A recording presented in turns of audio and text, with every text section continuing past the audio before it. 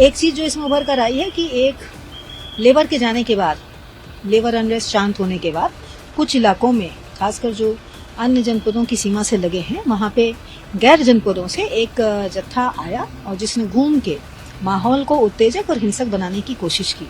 इस जत्थे में से कुछ लोग हमारी गिरफ्त में आए हैं और बाकियों को पहचान करके सीसीटीवी फुटेज के माध्यम से पहचान करके उन पर कार्रवाई की जा रही है। आने वाले दिनों में भी जो भी कहीं पर भी हिंसक प्रदर्शन करता है अथवा कानून को अपने हाथ में लेता है, उससे सख्ती से निपटा जाएगा।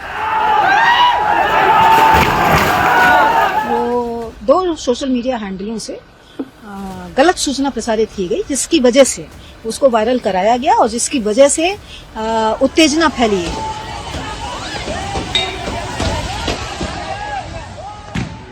आज पूरे नोएडा में लगभग 83 स्थलों पर 42,000 के करीब लेबर अपनी अपनी मांगों के समर्थन में मांगों की डिमांड लेकर उतरा था, सड़कों पर उतरा था। और इसमें से मात्र 2 जगहों पर हिंसक प्रदर्शन होने के कारण न्यूनतम बल प्रयोग करते हुए कार्रवाई की गई, उसमें मुकदमे लिखे जा रहे हैं। बाकी जगहों पर जो है अधिकांश 78 जगहों पर अधिकांश बातचीत करके, वार्ता करके, संयम का परिचय देते हुए वार्ता करके श्रमिकों को तितर बितर कराया गया, उनसे बात करके और वो अपने अपने रास्ते पे चले गए। कुछ जगहों पर जरूर हम लोगों को दौड़ा के और थोड़ा सा क्राउड डिस्पर्सल करना पड़ा। एक चीज जो इसमें उभर कर आई है कि एक लेबर के जाने के बाद, लेबर अनरेस्ट शांत होने के बाद कुछ इलाकों में, खासकर जो अन्य जनपदों की सीमा से लगे हैं, वहां पे गैर जनपदों से एक जत्था आया और जिसने घूम के माहौल को उत्तेजक और हिंसक बनाने की कोशिश की। इस जत्थे में से कुछ लोग हमारी गिरफ्त में आए हैं और बाकियों को पहचान करके सीसीटीवी फुटेज के माध्यम से पहचान करके उन पर कार्रवाई की जा रही है। आने वाले दिनों में भी जो भी कहीं पर भी हिंसक प्रदर्शन करता है अथवा कानून को अपने हाथ में लेता है, उससे सख्ती से निपटा जाएगा। बहुत सारे ऐसे हाल के दिनों में उभरे हुए इन्फ्लुएंसर्स और सोशल मीडिया यूजर्स भी आइडेंटिफाई किए गए हैं, जो कि सामान्य होती परिस्थितियों में बेवजह मजदूरों को, श्रमिकों को उकसाने का काम कर रहे हैं। ऐसे तत्वों से भी सख्ती से निपटा जाएगा। आज 2 जगहों पर जो है वो 2 सोशल मीडिया हैंडलों से गलत सूचना प्रसारित की गई, जिसकी वजह से उसको वायरल कराया गया और जिसकी वजह से उत्तेजना फैली। शांत धरने पर बैठे हुए मजदूरों में सनसनी फैली और उन्होंने जो है पुलिस के सामने आके उग्र प्रदर्शन किया। ऐसे 2 सोशल मीडिया हैंडल्स को आइडेंटिफाई करके उन पर भी एफआईआर दर्ज की गई है।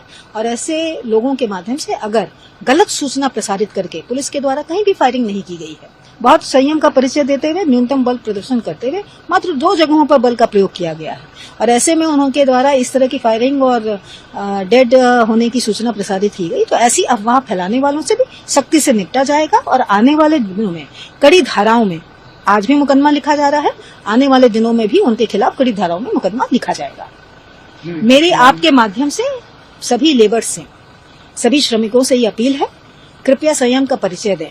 आपकी अधिकांश मांगे, जिसमें से दूसरे दिन ही समझौते में आप ही के द्वारा डिमांड बेस किए जाने पर दूसरे दिन समझौते करके 5 में से 4 डिमांड हम लोगों ने द्वारा पूरी कर ली गई थी, जिसमें से एक था ओवर टाइम का डबल पे का भुगतान करना, वर्क प्लेस पर महिलाओं के लिए और अन्य लेबर्स के लिए जो हैरेसमेंट की शिकायतें हैं उसमें पॉश समिति का गठन किया जाना, लोकल पुलिस के माध्यम से उसमें इंटरवीन किया जाना।